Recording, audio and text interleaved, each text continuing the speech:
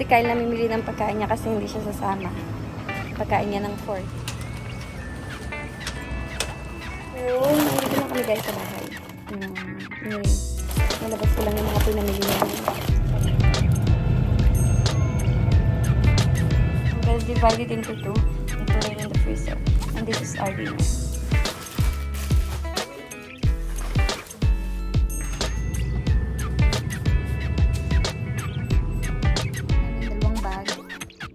Dalawang bag at saka isang malaking bag. Ito mga bed sheets at saka towel.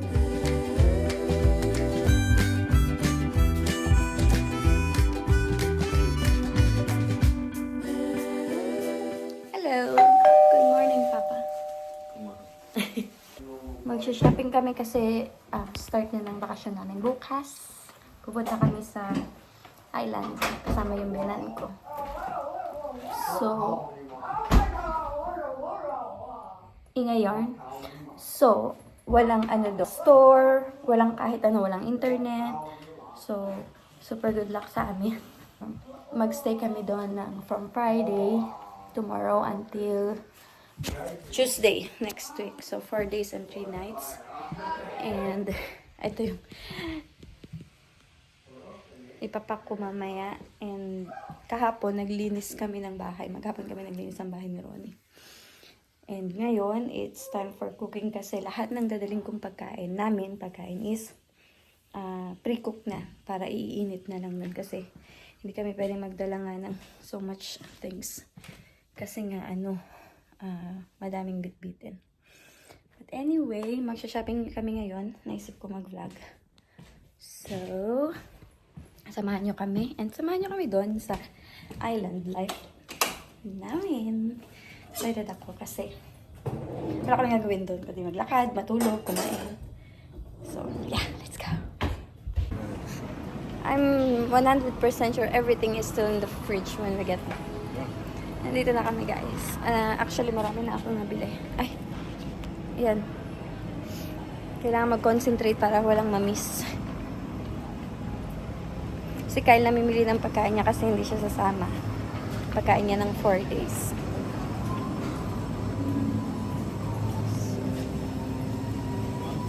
Not a big one. I don't need a big one. But sure get the big one. Milk.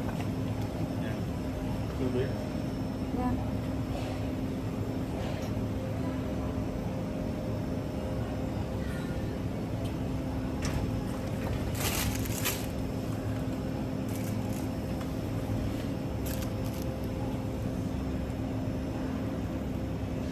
You don't want that? I like the one I bought before. Okay, why don't you get that? They don't have. Maybe I don't eat it. Yeah, I need the cheese. Maybe I put this back. I go to eat and eat. Okay. Bago-bago ang isip niya. Wait lang guys, mag-focus muna ako at baka makalimutan delikado kasi wala nang store dun sa pupuntahan namin. Yes. Pila ko ng break. See you soon guys. I forgot I'm vlogging. Oh my God.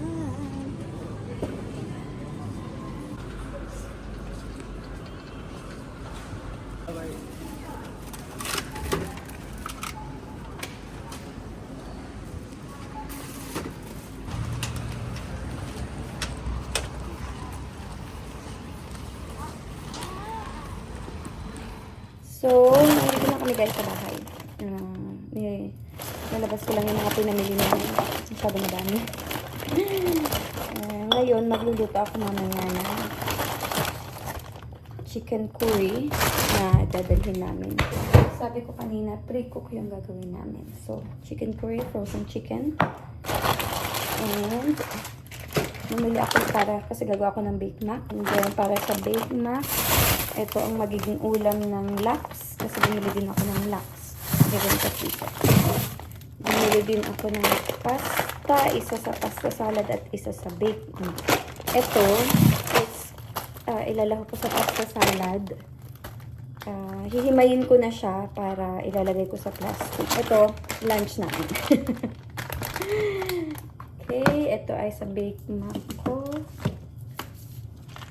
Okay. dito ay sa salad. Kasi gawa rin kami ng salad, of course, para medyo healthy naman tayo. Ito naman is for Kyle kasi nga magstay siya dito alone, so kailangan niya ng food. May siya ng chips kasi may friend daw siyang dadating. Toothpaste, dadalhin namin to. And hamburger, bread, drinks niya. Bumili siya nito, mushroom, another burger bread. Tapos, mahilig siya dito kasi ginagawa niyang fried rice. Tapos french fries. Tapos meron siyang lumi. Meron siyang stone. Tomato. Amin yung isa dadalhin niya. Bumili ako ng pinakamurang shampoo kasi ayoko magdala ng mahal. Kasi nga limited lang yung mga nadadala na. Bumili din siya ng patties and itong shrimp. Kasi ilalagay niya yun sa kanyang fried rice. Start na akong magluto. Unahin ko muna yung chicken curry or mag-bake muna ako. Sige, kakain muna kami guys. Kain na kami ng lunch. Hotdog. Init. Init means warm. Hot.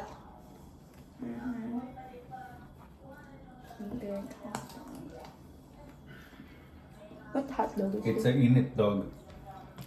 Init dog. Mainit. Mainit dog. Hot. Ow! Init. Hello guys. Kakagising ko lang. Magluluto na ako. Tulog ako siguro mga isang oras kalahati or isang oras lang. Nagising ako kasi may tumawag sa akin. Ito naman sinagot. Anyway, magluluto ako ng red curry. Ito yung gagamitin natin. Manghang to. Sana makain ni Alex. Tatry ko na hindi gawing manghang.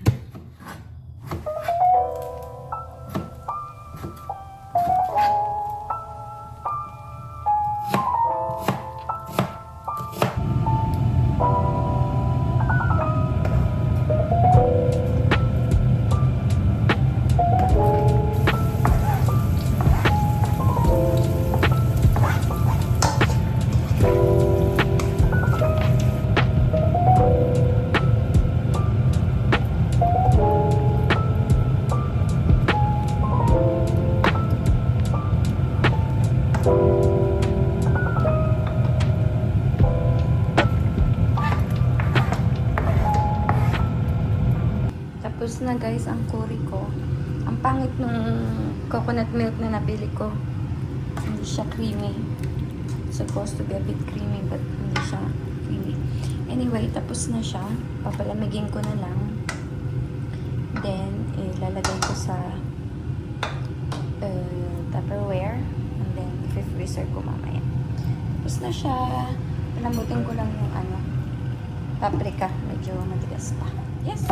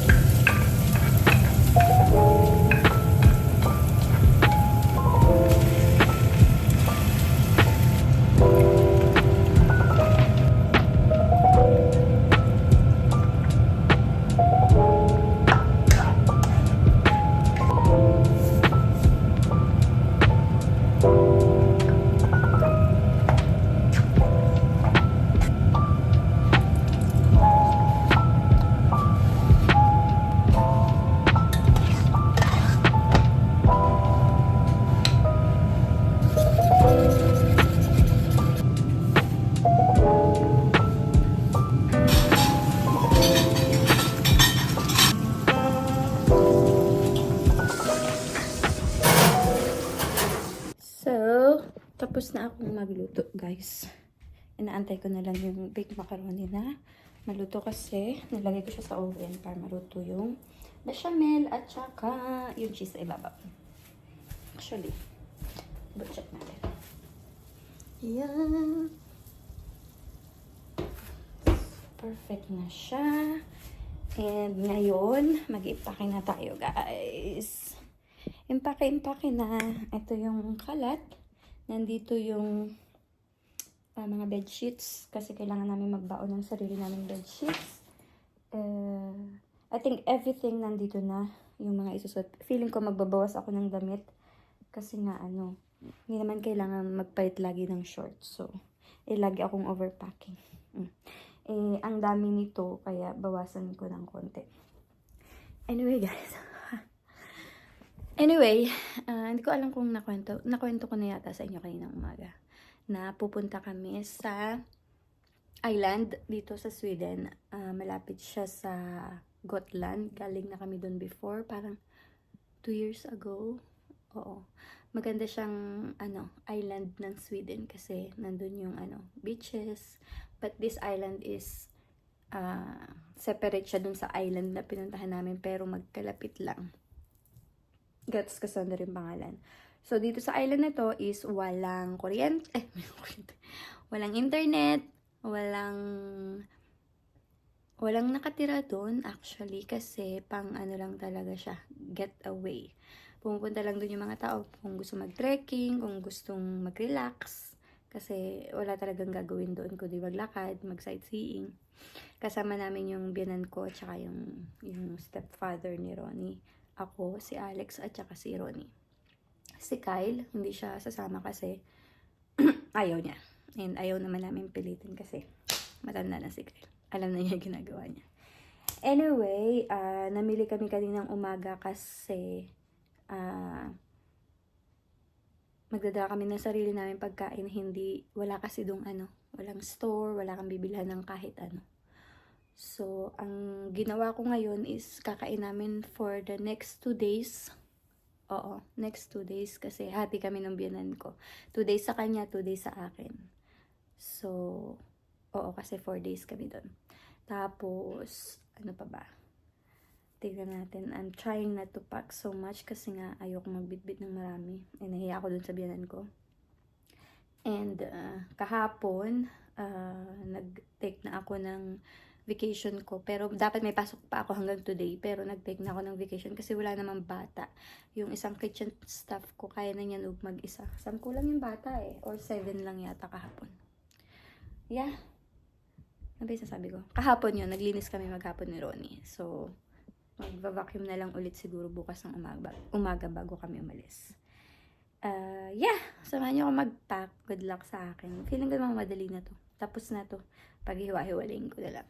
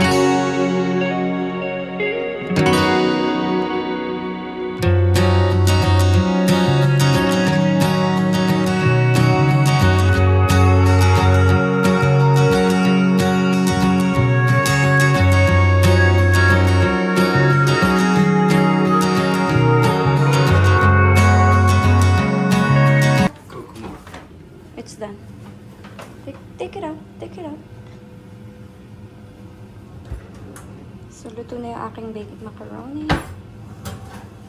Why not do it one by one? Papa, careful. Yes! So, ito yung nadaling ko. Hahatiin ko siya. this one? Because I thought it was gonna leak. Gonna be what? I thought it's gonna leak.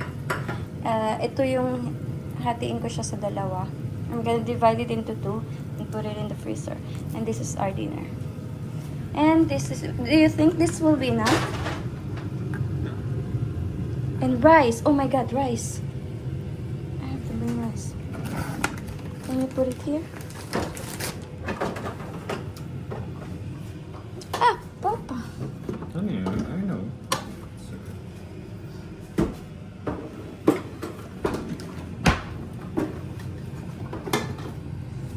Ayusin ko lang guys, tulungan ko si kuya. Natakot ako, kala ko malaglag.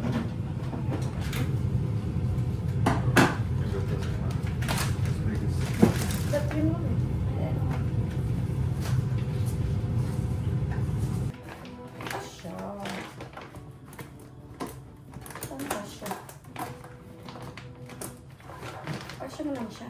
Ay, matanggal. Kasya naman siya. Sinigasan, ano pa? Frozen. Ah! Yung parang last. Tapos na ako, guys. Napak ko na yung niluto ko. Nilagay ko na sa freezer. Tapos na ako mag-pack ng gamit namin. Dalawang bag at saka isang malaking bag. Ito mga bedsheets at saka towel yan, tsaka damit. Tapos, yung dinagdag ko na bag, yan, mga pagkain, dry foods. At yung kabila, yun, ay, ano ba yun? Extrang damit at yung mga toiletries. Ngayon, ano pang gagawin ko? Wala na, tapos na. Kaya outro na ako. Mag-edit na ako ng video, mag-upload ako ng video before kami umalis bukas para wala lang. Kasi kaya hindi ako makapag-upload, wala nang kasunod yung last previous video ko. Kaya hindi pa ako makapag-upload. Ngayon, i-upload ko na kasi ito na yung next. Nagawa ko ng avo shake. Ang sarap guys. So, ayun lang. Magva-vlog ako tomorrow. Papunta dun sa Gats Casander. Magte-take kami ng ferry from somewhere here sa Sweden. Ninasam, it's 1.5 hours. Sabi ni Ronnie, or 1 hour lang. Grabe man yung 1.5 hour. Drive from dito sa amin. Dadating yung binan ko bukas para kunin yung mga bag. Kami, magte-train kami kasi hindi kami kasya sa sasakyan. Kasi nga, pampupuno ng gamit. But, I mean, we don't mind naman taking the train. And it's a nice weather tomorrow, guys. But anyway, dito na ako mag-goodbye. And, I'll see you guys. Samahan nyo kami sa bakasyon namin ngayong 2024, ngayong summer. Salamat sa pagsama, guys. And I'll see you tomorrow again. Bye! Palis na kami. Dumating dito yung biyanan ko.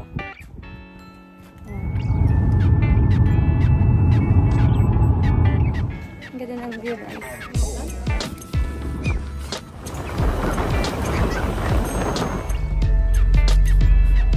Ang daming bagahe, guys.